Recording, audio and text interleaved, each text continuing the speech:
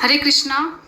मैंने आपको 30 श्लोक तक बता दिए थे। उन श्लोक में क्या था कि कैसे कैसे युद्ध के लिए शंख बजे। ठीक है, शंख बजे। उसके बाद दोनों पार्टी आ गई और अर्जुन ने श्री कृष्ण से बोला कि मेरे रथ को ऐसी जगह ले जाओ जहां से मैं दोनों लोगों को, अपने साइड के और उस साइड के लोगों को देख सकूं। ठीक है, और मैं युद्ध के लिए तैयार हो सकूं। लेकिन उसके बाद जब वो तैयार हो गए तो श्री कृष्ण ने उस तरीके से उनको उत्तेजित किया कि वो युद्ध के लिए मना कर दें, क्योंकि उनका सार वो ये महाभारत के युद्ध के माध्यम से ये बताना चाहते थे, वो गीता का उपदेश देना चाहते थे। इसलिए उन्होंने अर्जुन की जो बुद्धि थी वो बिल्कुल तैयार हो गए थे युद्ध करने के लिए, लेकिन उन्होंने उनकी बुद्धि को फेर दिया और बोला कि देखो तुम किससे युद्ध करना चाह रहे हो, ये तुम इनसे युद्ध करोगे। तो फिर उनके मन में विषाद हो जाता है, अर्जुन के मन में, कि मैं यार कैसे इन लोगों के से युद्ध करूं। तो अब आगे उसमें फिर वो अर्जुन बोलते हैं कि अब मैं युद्ध नहीं कर सकता। ठीक है, फिर उन्हीं की वार्तालाप को आगे कंटिन्यू किया गया है 31 से 47 तक। ठीक है, जो 31 से 46-47 तक जो श्लोक हैं उसमें इसी बात को कंटिन्यू किया गया है। ठीक है, तो 31वां श्लोक है, उसमें क्या है, अपनी विषाद युक्त स्थिति का वर्णन करके अब अर्जुन अपने विचारों के अनुसार युद्ध का अनुचित सिद्ध कर रहे हैं कि युद्ध का औचित्य ही क्या है, हमें युद्ध नहीं करना चाहिए, उसको शो कर रहे हैं।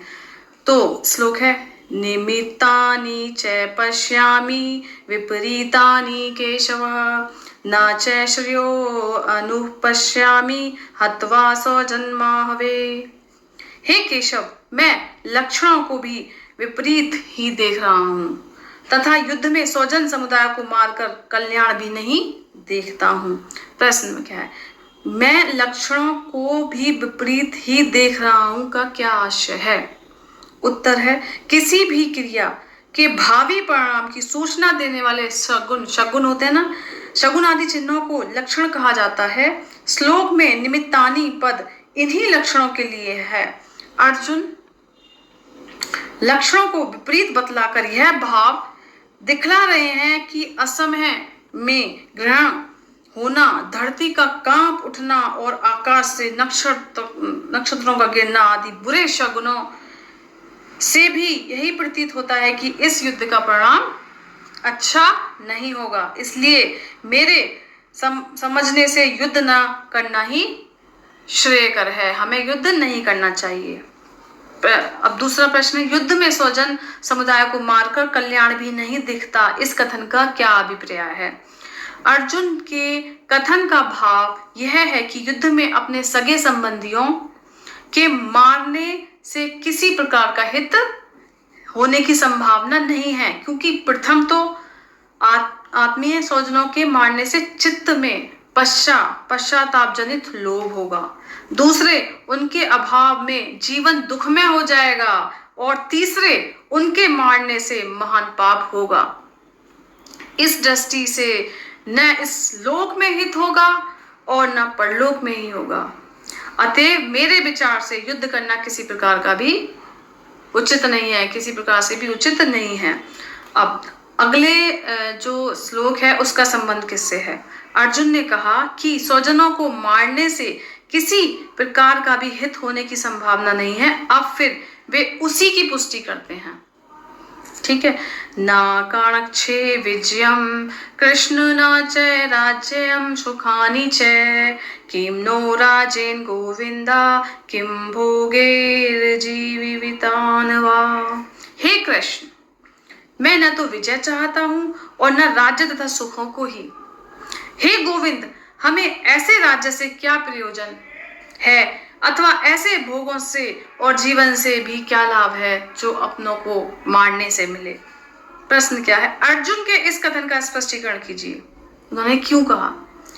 अर्जुन अपने चित्त की स्थिति का चित्र खींचते हुए कहते हैं कि हे कृष्ण, इन आत्मीय स्वजनों को मारने पर जो विजय, राज्य और सुख मिलेगा, मैं उन्हें जरा भी नहीं चाहता।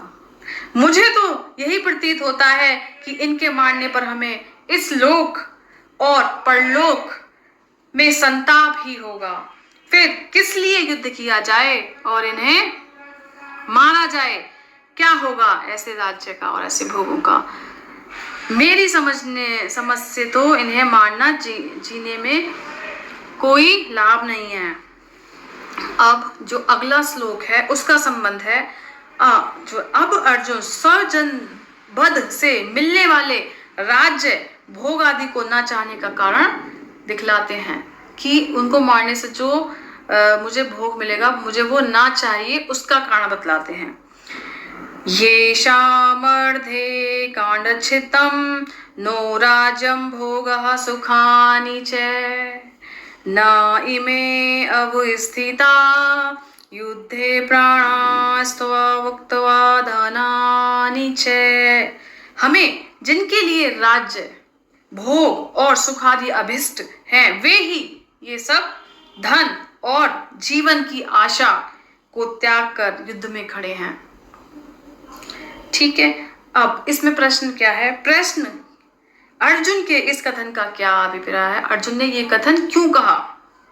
उत्तर, यहाँ अर्जुन यह कह रहे हैं कि मुझको अपने लिए तो राज्य भोग और सुख आदि की आवश्यकता ही नहीं है, क्योंकि मैं जानता हूं कि ना तो इसमें स्थायी आनंद है, स्थायी मतलब परमानेंट आनंद ही है, और ना ये स्वयं ही नित्य है। मैं तो इन भाई बंधुओं आदि स्वजनों के लिए ही राज्य आदि की इच्छा करता था।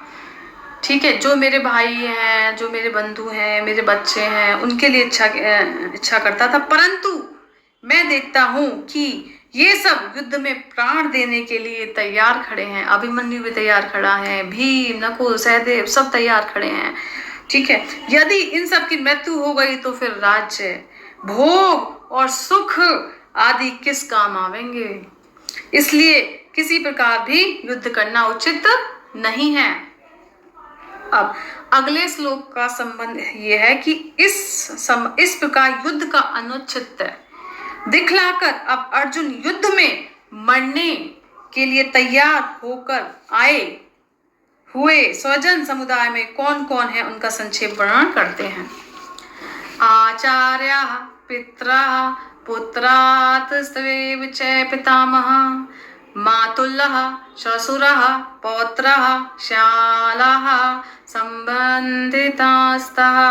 गुरुजन, ताऊ, चाचे, लड़के और उसी प्रकार दादे, मामे, ससुर, पौत्र, साले तथा और भी संबंधी लोग हैं। अर्जुन इन संबंधियों के नाम लेकर क्या कहना चाहते हैं? आचार्य, ताऊ, चाचे और संबंधियों की बात तो संक्षेप में पहले ही कही जा चुकी है। यहाँ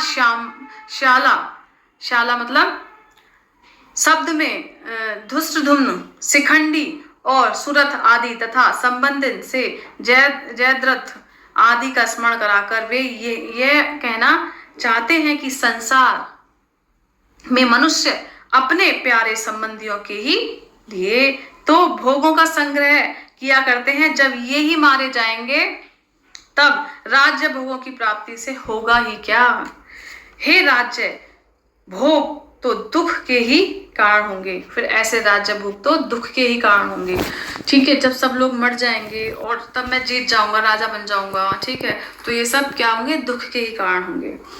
अब अगला श्लोक है जिसका संबंध है सेना में उपस्थित शूरवीरों के साथ अपना संबंध बतलाकर अब अर्जुन किसी भी हेतु से इन्हें मारने में अपनी अनिच्छा प्रकट करते हैं। आतानन् हन्तुमिच्छामि दन्तो अपि मधुसूदन अपि त्रैलोक्य राजस्य हेतो किम तू मही कृते। हे मधुसूदन, मुझे मारने पर भी अथवा तीनों लोगों के राज्य के लिए भी मैं इन सबको मारना नहीं चाहता। मुझे तीनों लोगों का राज्य मिल जाएगा फिर भी मैं इनको नहीं मारना चाहता। फिर पृथ्वी के लिए तो कहना ही क्या है। प्रश्न, अर्जुन ने यह क्यों कर कहा कि मुझे मारने पर भी इन्हें मारा नहीं चाहता? क्योंकि दोनों सेनाओं में स्थित संबंधियों में से जो अर्जुन के पक्ष के थे उनके द्वारा तो अर्जुन के मारे जाने की कोई कल्पना ही नहीं हो सकती। ठीक है, इसलिए अर्जुन अर्जुन अर्जुन ने धन्य और अपी शब्दों का प्रयोग किया। उनका यह भाव है कि मेरे पक्ष वालों की तो कोई बात ही नहीं, परंतु जो विपक्ष से संबंधी है वे भी जब मैं युद्ध में से निवृत्त हो जाऊंगा तब संभवतः मुझे मारने की इच्छा नहीं करेंगे।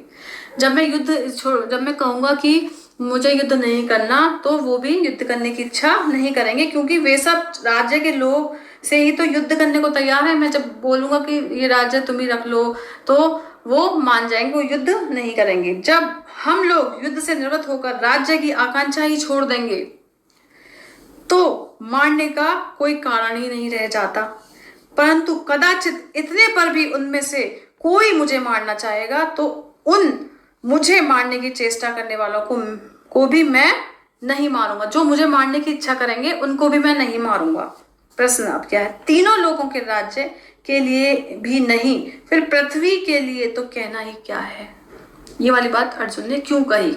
ठीक है, इससे अर्जुन यह भाव दिखलाते हैं कि पृथ्वी के राज्य और सुखों की तो बात ही कौन सी है। इनको मारने पर यदि मुझे त्रिलोकी का निष्कंटक राज्य मिलता है तो भी मैं इनसे युद्ध करने के लिए तैयार नहीं हूं। अब अगला जो श्लोक है उसका संबंध किससे है। यहाँ यदि यह पूछा जाए कि आप त्रिलोकी के राज्य के लिए भी उनको मारना क्यों नहीं चाहते, तो इस पर अर्जुन अपने संबंधियों को मारने में लाभ का अभाव और पाप की संभावना बतलाकर अपने बात की पुष्टि करते हैं।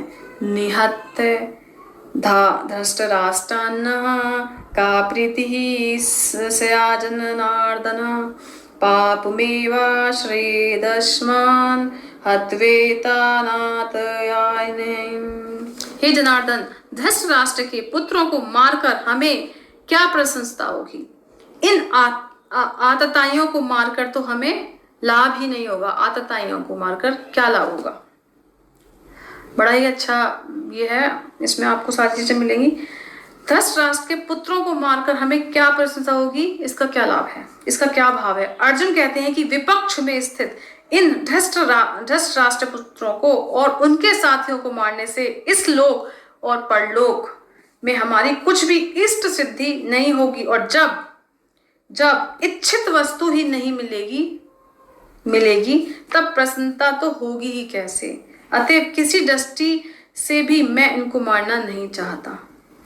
स्मृतिकारों ने तो स्पष्ट शब्दों में कहा है, आततायिन मायाताम हन्यो देवा विचारयन् नाततायि वदे दोषो हन्तुर्भवति कश्चन।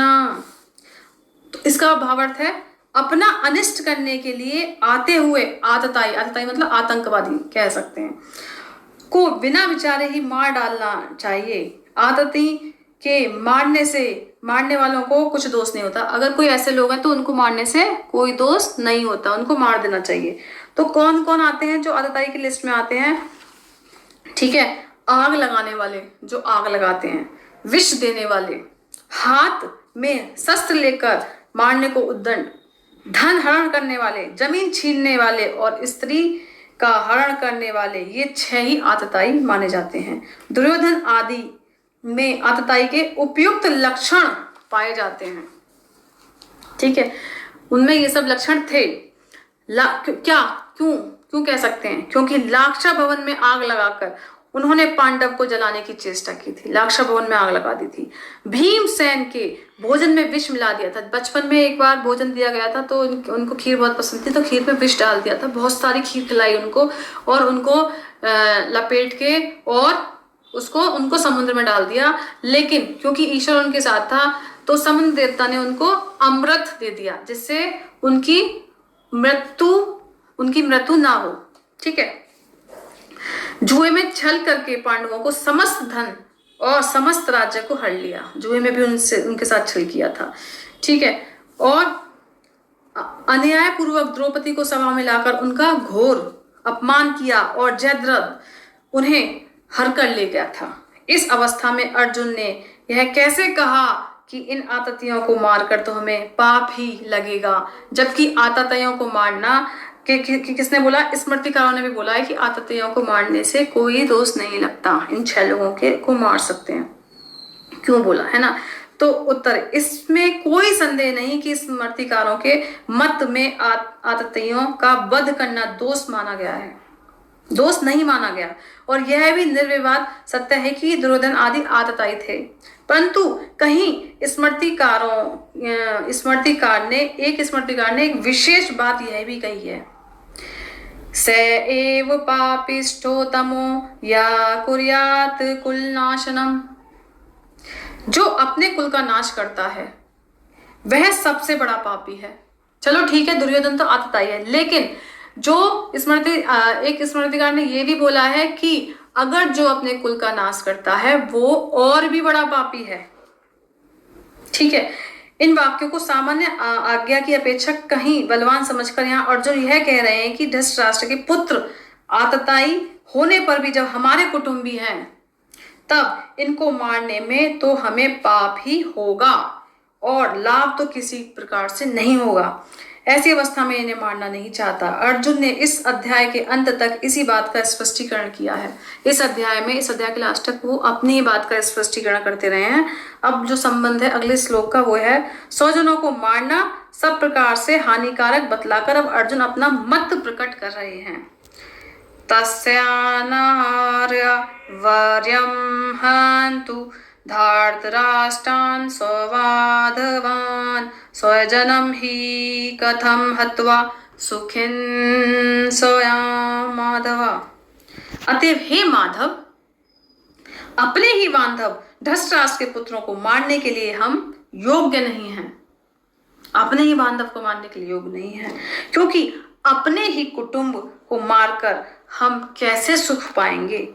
इस श्लोक का क्या भाव है?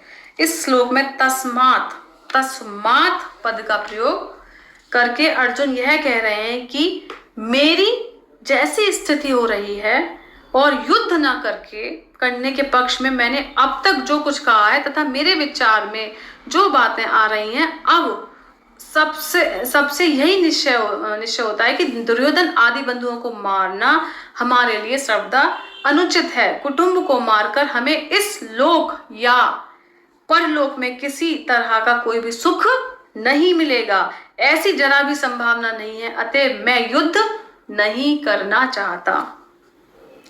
अब जो अगले श्लोक में जो उन्होंने कुटुंबियों के नाश के बारे में बोला है, यहाँ संबंध यह है श्लोक में, यहाँ यह प्रश्न हो सकता है कि कुटुंब नाश में होने वाले दोष तो दोनों के लिए ही समान ही हैं। फिर यदि इस दोष का विचार करके दुर्योधन आदि युद्ध से नहीं हटते, ठीक है, उन्होंने तो सोच लिया, लेकिन दुर्योधन आदि अगर नहीं सोचते तब तुम ही इतना विचार क्यों करते हो? अर्जुन 2 श्लोकों में इस प्रकार उत्तर देते हैं। ठीक है, जब उनकी तरफ से कोई प्रत्युत्तर नहीं है तो तुम ही क्यों सोचते हो?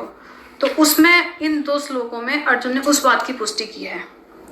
यद्येपयते च पश्यन्ति लोभोपहद चेतसः कुलक्षयकृतं दोषं मित्रद्रोहे च पातकं कथं न गेमशाम्भिं पापादस्मानि वर्तितुं कुलक्षयकृतं दोषं प्रपश्यदीभिर्जनार्दनम्। यद्यपि लोभ से भ्रष्ट चित्त हुए ये लोग कुल के नाश से उत्पन्न दोष को और मित्रों से विरोध करने में पाप को नहीं देखते, तो भी हे जनार्दन, कुल के नाश से उत्पन्न दोष को जानने वाले हम लोगों को इस पाप से हटने के लिए क्यों नहीं विचार करना चाहिए? जब ये लोग नहीं सोचते लेकिन हमें तो पता है, तो हमें पीछे हट जाना चाहिए। इन दोनों श्लोकों का स्पष्ट भाव क्या है?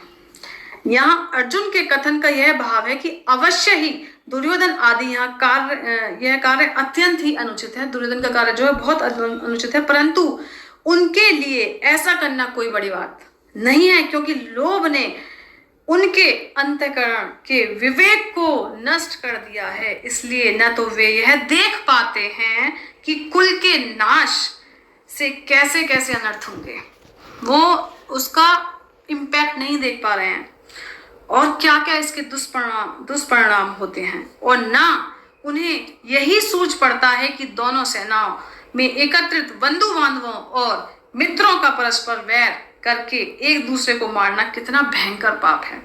परंतु हम लोग जो इनकी भांति लोभ से अंधे नहीं हो रहे और कुलनाश से होने वाले दोष को भली भांति जानते हैं, जानबूझकर घोर पाप में क्यों निवृत्त हों। जब हमें पता है, इनको तो पता ही नहीं है तो इसमें डूबे हुए हैं। हमें तो विचार करके इससे हट ही जाना चाहिए। हे मधुसूदन, हमें इससे हट जाना चाहिए। अब अगले श्लोक में कुल के नाश से कौन कौन से दोष उत्पन्न होते हैं, इस पर अर्जुन कहते हैं, कुल क्षये प्रशयन्ति कुल धर्मा सनातनः धर्मे नष्टे कुलम कृतस्नम धर्मो अम्बिभवतु। कुल के नाश से सनातन कुल धर्म नष्ट हो जाते हैं। धर्म के नाश हो जाने पर संपूर्ण कुल में पाप भी बहुत फैल जाता है। सनातन कुल